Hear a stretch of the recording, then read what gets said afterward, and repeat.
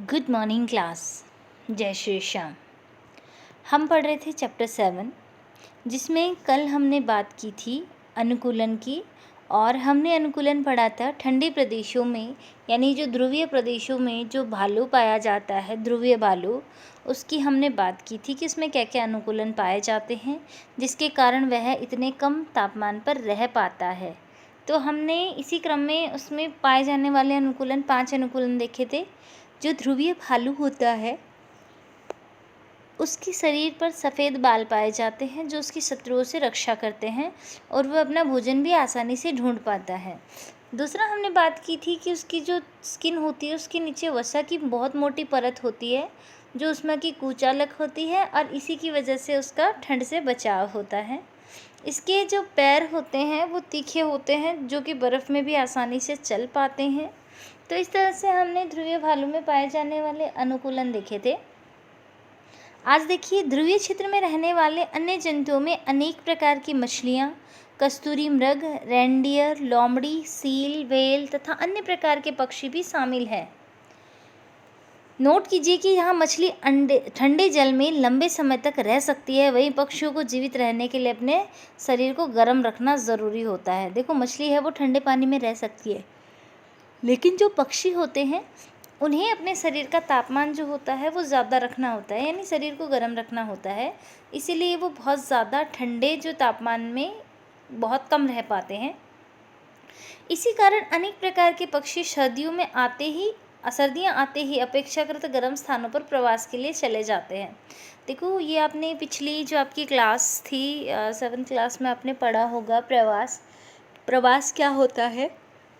कोई भी जो जीव होता है, पक्षियों की हम बात कर रहे हैं, पक्षी जो होते हैं वो मौसम बदलने पर अपने यानी तापमान कम होने पर, जब तापमान बहुत ज़्यादा कम हो जाता है या सर्दियाँ आती हैं तो वो अपने मूल स्थान को छोड़कर दूसरे गर्म स्थानों की ओर चले जाते हैं। तो ये जो प्रोसेस होता है इसको कहते हैं प्रवास, और कुछ समय वहाँ पे रहते हैं और मौसम बदलते ही वापस अपने मूल स्थान पर आ जाते हैं। इस तरह की जो क्रिया होती है उसे प्रवास कहते हैं, और इस तरह के जो पक्षी होते हैं उन्हें प्रवासी पक्षी कहा जाता है।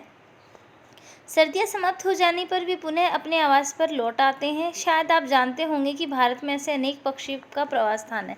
भारत के अंदर बहुत सारे पक्षी हैं जो हर साल आते हैं और एक निश्चित समय में यहाँ रुकते हैं और वापस चले जाते हैं। साइबेरियन क्रेनों के बारे में तो आप सब जानते ही हैं, जो कि साइबेरिया से राजस्थान में भरतपुर और हरियाणा में सुल्तानपुर जैसे स्थानों पर सर्दियों में प्रवास के लिए आते हैं। ठीक है, साइबेरियन जो क्रेन है, साइबेरियन जो पक्षी है वो साइबेरिया से राजस्थान के भरतपुर में और हरियाणा के सुल्तानपुर जो जगह है वहाँ पे आते हैं। यानी राजस्थान का तो भरतपुर हो गया और हरियाणा का हो गया सुल्तानपुर। कुछ पक्षी उत्तर पूर्व के कुछ आर्द्र स्थानों और भारत के कुछ अन्य स्थानों में भी प्रवास के लिए जाते हैं। देखो, यहाँ पर डायग्राम दे रखा है, ये पक्षियों का डायग्राम दे रखा है और ये बी में दे रखा है। प्रवास पक्षी अपने स्थान तथा उड़ान में, या ये तो अपने मूल स्थान पर हैं और यहाँ पे उड़ान के रूप में यानी प्रवास कर रहे हैं। ठीक है, तो इस तरह से कुछ पक्षी ऐसे होते हैं जो मौसम बदलने पर क्या होता है, अपने मूल स्थान को छोड़कर दूसरे स्थानों पर जाते हैं। अब देखिए, आप इसमें यह भी छोटी सी जानकारी है जो आप लोगों को पता होनी चाहिए। कुछ प्रवासी पक्षी अपने आवास की चरम जलवायु परिस्थितियों से बचने के लिए 15,000 किलोमीटर तक की यात्रा करते हैं। यानी कुछ पक्षी ऐसे भी होते हैं जो बहुत ज़्यादा जब ठंड होती है या बहुत ज़्यादा जब गर्मी होती है, चरम जलवायु परिस्थितियों का मतलब बहुत ज़्यादा यानी अधिकतम सीमा या फिर न्यूनतम सीमा, इनसे बचने के लिए ये क्या करते हैं, लगभग 15,000 किलोमीटर तक की भी ये क्या करते हैं, उड़ान भरते हैं, यात्रा करते हैं। सामान्य ये अधिक ऊंचाई पर उड़ान भरते हैं जहां वायु प्रवाह उड़ान में सहायता करता है। इस ऊंचाई की शीत स्थितियाँ उनकी उड़ान पेशियों द्वारा उत्पन्न ऊष्मा का विसरण आसान कर देती हैं। लेकिन आश्चर्य की बात यह है कि प्रवासी पक्षी वर्ष दर वर्ष एक ही स्थान पर कैसे आते हैं, यानी हर साल एक ही स्थान पर वो कैसे आते हैं, यह एक रहस्य है। ऐसा लगता है कि इन पक्षियों में दिशा का सहज बोध होता है और ये जानते हैं कि किस दिशा में उड़ना होता है। अगर हम साइबेरियन क्रेन की बात करें तो ये हर साल भारत के अंदर आते हैं और कुछ समय रुकते हैं, फिर वापस जाते हैं और अगले साल फिर भारत आते हैं। तो इस तरह से इन्हें दिशा का ज्ञान कैसे होता है और ये एक ही स्थान पर हर साल कैसे आते हैं। मार्गदर्शन के लिए संभवतः कुछ भू चिन्हों यानी जो निशान जो होते हैं, लैंडमार्क हैं, इनका उपयोग करते हैं।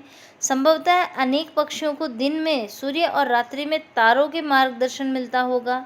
इनमें से कुछ भी